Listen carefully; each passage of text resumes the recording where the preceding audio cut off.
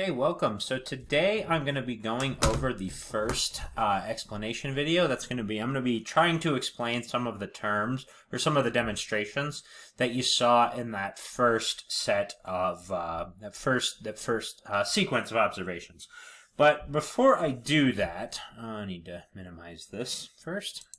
Before I do that, I want to just have a quick discussion about what center of gravity is. Okay, because it's going to be this concept of center of gravity that we're going to keep coming back to in all these explanations, and that I'm going to want you to use to explain what's going on. So what is the center of gravity? Basically what the center of gravity is, it's the point, the simple way to think about it is it's the point in space where an object's weight is centered. Now, that's perfectly fine for a definition of center of gravity, but the two functional things that we need to know when it comes to this is one, for balancing. So, to balance an object. So basically what this means in order to balance an object is the center of gravity must have direct support. So basically what I'm saying here is that if an object can have a weird shape, but there will be one point where its weight is effectively concentrated. And if you can support that point, then this object will balance. That's the idea. If you can have like a pillar of support, like a post from a post and a lintel, directly underneath that support, then the object will balance. But it's actually a little bit more relevant when we talk about hanging objects. So hanging objects. And basically what happens in hanging objects is that the center of gravity will move until it is under the support point.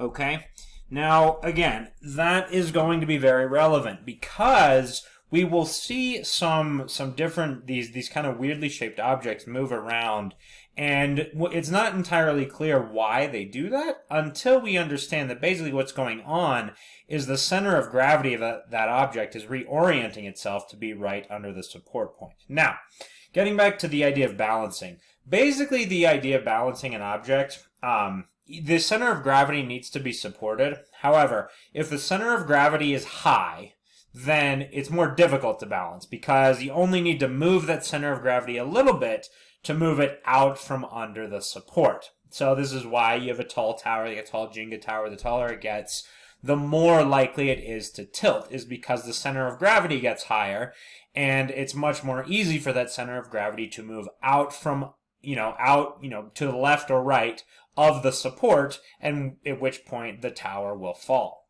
Okay, so if you can have a center of gravity low, the object is much more likely to balance. And if you get the center of gravity low enough, it turns from a balancing object into a hanging object, in which case the center of gravity will just situate itself under the support point. And we'll see that in a couple of different cases. So the two things to keep in mind when thinking about center of gravity are balancing and hanging objects. And we'll be referencing that in all of these demonstrations. Okay, so first demonstration is the weird box. And kind of a simple one, but turn the sound off, I believe. So just make sure that, yep, it's off. Okay. All right, so here we go. Maybe I'll play it. Okay, so then the box comes in, and this is a normal box. It's open, you can tell. You assume it's empty until it gets pushed to the edge and then it should be tipping now, but it goes a little bit further, still not tipping. A little bit further, still not tipping. Okay, so still moving, still not tipping, and this is what's kind of interesting here. So I'll pause that. I think it's paused. Whoops, maybe it wasn't. All right. Okay, now it's paused right there. Okay, now the idea here is basically what's going on is that the center of gravity, we don't know exactly where, but the center of gravity is somewhere right here. Okay, now normally a center of gravity for a box-shaped object would be like right here. And then, you know, it'd have the arrow pointing down, and because it was off, it was not supported, the box tips off and falls off the table. But that's not what's going on here. This time, the center of gravity is over on the edge. And basically how I did this, you might have guessed it, but basically what I did is I just put some metal weights on that side of the box, and that because there was so much more of the weight there, that had the net effect of moving the center of gravity all the way to the right side there, and then it means I can push the box to the very end and have it be supported. Now, another sort of interesting demo, I didn't want to do this and have the box go flying everywhere, but you can flip that around and have the box just barely get to the edge and have it tip off the edge because the center of gravity would be no longer supported. So that would be if we had the weights over here. As soon as the weights got off the edge, the whole box would go off the table, which is kind of interesting. Okay, so that is the first one. All right, so now the coin and the card. Yeah, demo 2, coin and card. Now this one's a little bit interesting. So it's a little hard to see what's going on, but basically what's happening here is, so I'll pause it. But I've got the card folded. So basically what's going on is that the center of gravity is not being directly supported at this point, but two things to the edge of the center of gravity are being directly supported. So the center of gravity is in the middle, and it's kind of like the two edges are being propped up, which doesn't allow the center of gravity to fall. So it's kind of like a post and lintel with the bent card. Now, the interesting part of this is, of course, not that, but it's the fact that when I support it like this, and that coin was a little uneven, that's why it's somewhat difficult. But if you extend it slowly, what will happen is that the point where the card slides along the coin, and you might think maybe I'm holding it up with my hand. I'm actually not. You can try this. I do suggest trying to do these demonstrations on your own. They're very interesting. But the point where the coin slides on the card is it's basically the point furthest from the center of gravity is most likely to slide. So as this card slowly gets extended, the card gradually reorients itself underneath the center of gravity, and that means you have the center of gravity directly over the edge of that card. And the center of gravity it's fragile, and you'll notice when I play it again. Just shaking the card a little bit can move the center of gravity, which causes the thing to fall. But doing it slowly enough, you've got the center of gravity directly over the edge of that card, which is why this thing is staying propped up. It's kind of interesting. All right. On to the next. Maybe. And then it's going to fall. There we go. Okay, on to the balancing can. Alright, so we have just a normal soda can. You can kind of see what's going on there. Set it like that and it falls. Okay, that's unfortunate. Alright, but we open the can up and we'll pour a little bit of the soda out. And the reason why is because by changing this, we can kind of change where the center of gravity is going to be in the can, and it takes me a couple times to do this to get it right. It's not a precise science. There's no set amount that it has to be filled by, but you can tell I need to pour a little bit more out. So I go ahead and do that, and then I try to tilt it, and it's rolling a little bit. So I go pour a little bit more out. So, yeah. now at this point it's going to work. I'm going to, and again, it's not a magic trick. It's actually balancing like that. It's not an optical illusion or anything like that. But see, what's going on here is effectively what's going on now is that the liquid in the can is kind of like this. It's I'll just shade it in red. It's kind of like this. And what that's doing, that's making the entire center of gravity of the can be somewhere like there. And that means that center of gravity is directly over the lip, which means the thing can balance. Now, when the can is full, or when it's empty for that matter, when it's empty, it's actually got a similar location to the center of gravity. But when the can is full, the center of gravity is probably somewhere about there, right in the middle of the can. Now, the problem here is that if I try and tilt it, that center of gravity is off to the left of that support, which means the can just comes spilling down, which is why you do need to empty it out, because the liquid needs to, basically the liquid can shift the center of gravity down lower, and so it's directly over the lip of that can. If it's too full, then the center of gravity shifts to the left. Additionally, if it's too empty, then the weight of the aluminum starts to shift it back to the left, because the liquid is a lot heavier than the aluminum. So if there's enough liquid in it, you can bring the center of gravity down, but if there's too little liquid, the center of gravity starts shifting back to the left. So it's kind of an interesting thing about why that occurs. All right, so there you go. That is that's the can. All right, here's the balancing bird now. It kind of looks like a toy bird, but interestingly enough, it will balance happily on my finger like that. Now, this one's kind of interesting. So it looks like, you know, if this was just a solid object, its center of gravity would be right here, and it would just fall off my finger because it wouldn't be supported. But what's actually going on is that there are some pretty heavy weights in the wings. And what's interesting is having this object not be uniform and having these weights be in the wings brings the center of gravity to right about there, almost directly under the beak of the bird. And what this means is that as long as you support the beak, even though it looks like this bird is just doing this weird balancing act, effectively what it's doing is it's just hanging from that point, because the weights in the wings have shifted the center of gravity of the object to directly under the beak, which is where you're supporting it. And that's why, as you'll see, this bird can do some wacky movements and still stay balanced. So, oops.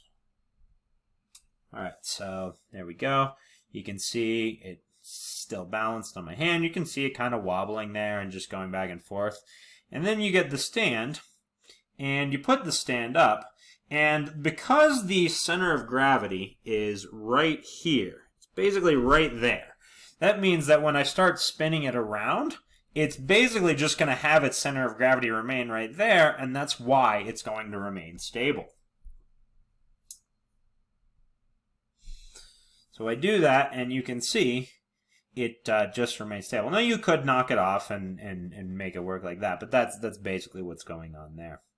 Okay, very similar sort of phenomenon with the forks, similar sort of shape as the birds, but basically what's going on, the angle is not great for this one. This one would be good to do, but what's happening here is instead of the beak, I have a toothpick, and instead of the weights in the wings, I have these two forks. Now, what this means is the center of gravity is basically directly underneath the toothpick, okay? It does take a little bit of feel to get it to balance right, but the center of gravity is directly underneath the toothpick. So even though it looks like this thing is balancing and doing this weird balancing act, it's effectively just hanging there because the center of gravity would be right there and it's directly underneath the toothpick where I'm resting it on the lip. Now, kind of in order to prove that, you can do a little trick where you burn away half of the toothpick.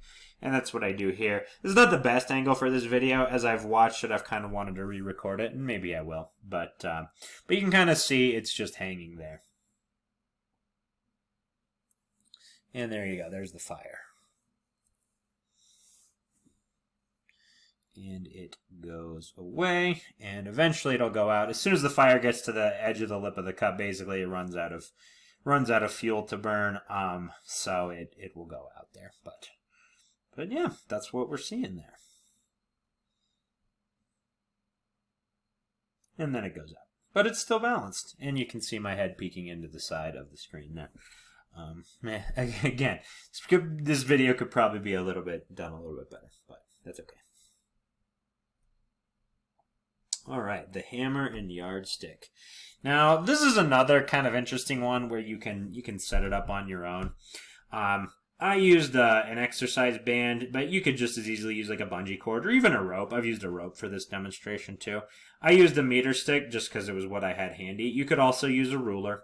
It's important that you have like a heavier hammer. I used a smaller sledge to do this. But basically the idea, and we'll see what happens when you set this up correctly, the idea is that if you do this correctly, what happens is it will just balance like so.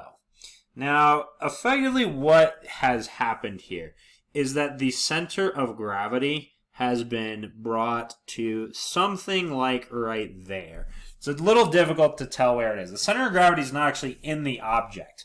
It's been that the weight of the hammer has moved the center of gravity a lot to the right as we're looking at it, the left of me in the video. But it's moved a lot to the right. And what that means is that this entire object, this entire compound object, if you will, is basically hanging from this point right here. So as long as the center of gravity can get underneath the support point, then it'll just hang there, and that's what's going on here. Now, if we just had the ruler, the center of gravity would be out in the middle of the object, and what would try to happen is the center of gravity would try to pivot and get directly underneath the support point, but there would be nothing holding it there, so the end result would be the thing just falling off the table. But because the hammer moves the center of gravity over to here, it's basically just hanging there. And you can see it continues to work even as I push it to the left. So it creeps right up to the edge of the table, and that's possible because the center of gravity is right there. And you can get some kind of interesting things going on. Depending on where you move the hammer, you can shift the center of gravity right or left. And then this one is a contrast, balancing cork. So trying to balance a cork on the yardstick. And lasts for a little while the first time. Difficult to do, hands shaking. Now, this one, similar cork, but what it has here is it has these things on the edge. Now, basically, this is not real. If anything, this will actually make it a little bit more difficult to balance. But what is actually going to happen with this is that it's going to take a little bit longer for the thing to tilt. And you'll notice that it does take a little bit longer for it to shift. And that's basically because even though I shifted the center of gravity up, I changed some other things about how the thing moves, which gives it it makes it take longer to fall off. And this is why you'll see tightropers holding a long rod to help them balance. Basically, it makes it take longer for them to tilt. Now, we're gonna exaggerate the tightrope thing in a bit because the rods, the tightrope holders, the tightrope walkers, they're not just straight; they bend down a little bit. So we'll see that when we after we push that. You saw it tilts, it falls off a little bit more slowly. Now we repeat that. Took me a while, so I cut the video, but we repeat that. And this time I'm going to put some weights on the end just to cause that plastic rod in the middle to bend. And what I've done here now, so I'll wait too, but what I've done here now, it tilts a little bit because the rods I don't think it's quite in the middle, right? And I also think that the way they're taped together makes the center of gravity shift a little bit. But basically what's happened is the rods having bent the weights having bent the rod have kind of brought the center of gravity, if I'm going to guess, to somewhere about there. So what this means now is as long as I can kind of sort of make it so that the center of gravity doesn't shift out to one side, As long as I can keep the center of gravity sort of underneath the meter stick, it's probably a little bit higher than that. It's probably like right there. It's a good question though. But as long as I can keep the center of gravity underneath the meter stick, I can effectively hang this whole thing from the meter stick. And it makes for a rather interesting phenomenon where I'm just balancing the entire thing, not just on the edge of the meter stick, but on the corner of the meter stick. So that is what's going on. Again, the center of gravity is kind of right there, and that means the entire thing is balanced. Okay, so a lot of those you can do on your own, and I would definitely suggest giving it a shot. Doing those demonstrations on your own will give you a better feeling for what it feels like to get the center of gravity supported, and why you need to support the center of gravity if you're going to make this work. So thank you for tuning into this lesson, and I'll see you next time.